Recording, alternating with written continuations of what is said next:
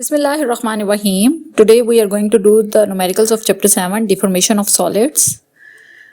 Today we will do numerical number 3, the statement of which is a 4 kg mass is hanging with the help of a steel wire which is 1.5 meter long, having a Young's modulus 20 into 10 raised power 10 Pascal. So in this numerical, we have given a steel wire which is shown over here. The length of this wire is 1.5 meter and the mass which is hanged with this wire is 4 kg. The modulus of steel wire is given to us, that is 20 into 10 raised power 10 Pascal. Another mass of 6 kg hanging to the 4 kg mass with the help of 1.4 meter long brass wire having Young's modulus 1 into 10 raised power 10 Pascal. Both wires have diameter 0.25 centimeter. Calculate the total elongation in the whole system of wires. Also calculate the total strain energy. So we have given in the data that another wire is there which is the brass wire and 6 kg mass is attached with the 4 kg mass with the help of this brass wire. The length of this brass wire is 1 meter and its Young modulus is given in the numerical as 1 into 10 raised power 10 Pascal. But in actual the Young's modulus of brass wire is 10 into 10 raised power 10 Pascal. So I have highlighted it with the red color. We have to change this value while we will be solving the numerical. Now according to the given data, ये सारी चीज़ें मैंने आपको already mention कर दी हैं कि steel wire है जिसकी लेंथ 1.5 मीटर है. स्टील की वायर की लेंथ को हम LS से रिप्रेजेंट कर देंगे. ब्रास की वायर है उसकी लेंथ को हम LB से रिप्रेजेंट कर देते हैं, वो 1 मीटर के इक्वल है.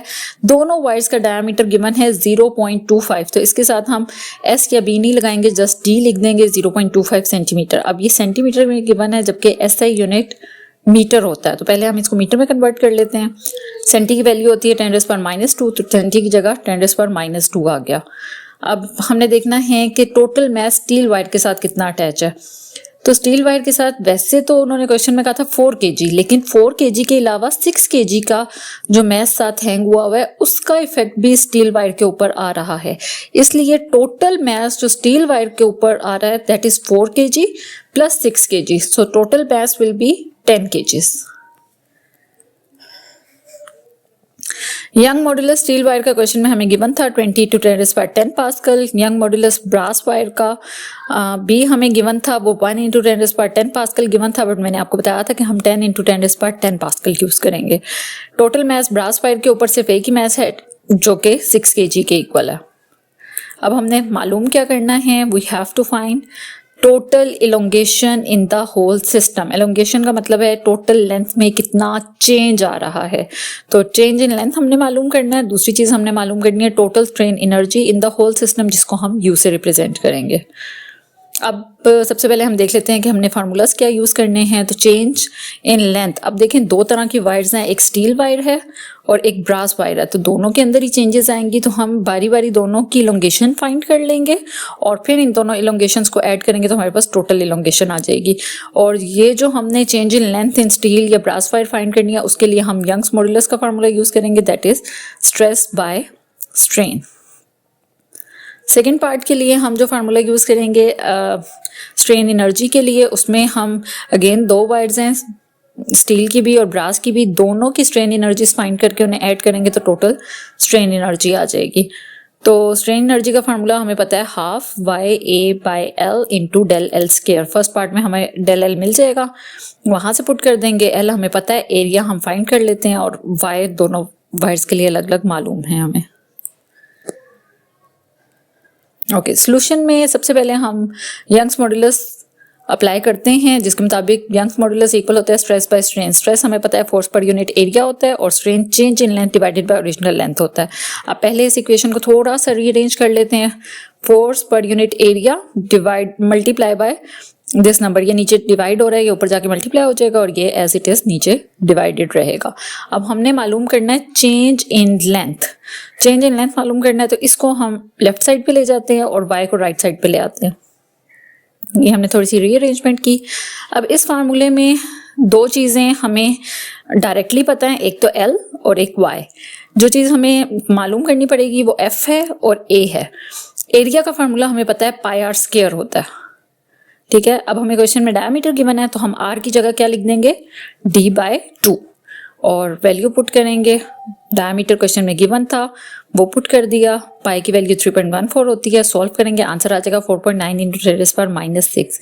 अब चाहे ब्रास की वायर हो या स्टील की वायर हो, दोनों के लिए एरिया इतना ही है क्योंकि दोनों का डायमीटर सेम था। ओके, अब हम फार्मूले में वैल्यू पुट कर देते हैं। स्टील की वायर के लिए हमने डेल एल के नीचे एस डाल दिया ताकि हमें पता चल जाए स्टील की वायर में कितनी इलोंगेशन आ रही है। एफ के साथ एफ एस लगा दिया कि टोटल फोर्स स्टील वायर के ऊपर कितनी लग रही है, टोटल लेंथ स्टील वायर की कितनी है और यंग मॉडुलस स्टील वायर का कितना है। एरिया मैंने अभी बताया था दोनों वायर्स का सेम होगा, उसके लिए उसके साथ कुछ भी लिखने की जरूरत नहीं है। अच्छा, अब हमें पता है कि स्टील की वायर जो है उसके ऊपर फोर्स देखनी है, तो F किसके इक्वल होता है, mg के। टोटल मास जो स्टील की वायर के ऊपर हैंग था वो हमने जब गिवन डाटा लिखा था उसमें हमने देखा था 6 + 4 = 10 के, तो हमने वो 10 लिख लिया और g की वैल्यू होती है 9.8। एरिया अभी हमने फाइंड किया था, बाकी चीज़ें हमें गिवन थी। सॉल्व करेंगे तो हमारे पास डेल एल एस का आंसर आ जाएगा 1.5 × 10⁻⁴ मीटर। सिमिलरली हम फाइंड करेंगे एलोंगेशन इन ब्रास वायर, सेम वही फार्मूला यूज होगा, बस सारा डाटा ब्रास वायर वाला इस्तेमाल करेंगे। ब्रास वायर के ऊपर जो मैस हैंग था वो 6 kg था, इसलिए 6 लिख लिया। उसको mg चूँकि फार्मूला है तो g में वैल्यू पुट करेंगे, g की जगह 9.8। इस सब को सॉल्व करेंगे तो हमारे पास total elongation in brass wire आ जाएगी 1.2 × 10⁻⁴ मीटर। अब चूंकि हमें total elongation in the whole system मालूम करनी थी तो ये दोनों जो इलोंगेशंस आई हैं इनको ऐड करेंगे तो फाइनल आंसर आ जाएगा 2.7 × 10⁻⁴ मीटर। अब सेकेंड पार्ट में हमने क्या फाइंड करना है, स्ट्रेन एनर्जी। स्ट्रेन एनर्जी का फार्मूला अगेन उसी तरीके से लिख लेते हैं। जो जो इलोंगेशंस आ रही हैं 1/2 स्टील वायर का यंग्स मॉडुलस, स्टील वायर की लेंथ और कितनी इलोंगेशन स्टील वायर के अंदर आई है वो सब पुट करेंगे तो हमें पता चल जाएगा कि स्टील वायर की वजह से टोटल कितनी स्ट्रेन एनर्जी प्रोड्यूस हुई है। इस सब को सॉल्व करें तो आता है 7.35 × 10⁻³ जॉल्स। सिमिलरली ब्रास वायर के लिए फाइंड करें, ब्रास वायर का डाटा पुट करके तो आपके पास आंसर आ जाएगा 3.53 × 10⁻³ जॉल। और टोटल स्ट्रेन एनर्जी फाइंड करने के लिए हम इन दोनों एनर्जीज को एड अप करेंगे तो हमारे पास फाइनल आंसर आ जाएगा 10.88 × 10⁻³ जॉल्स।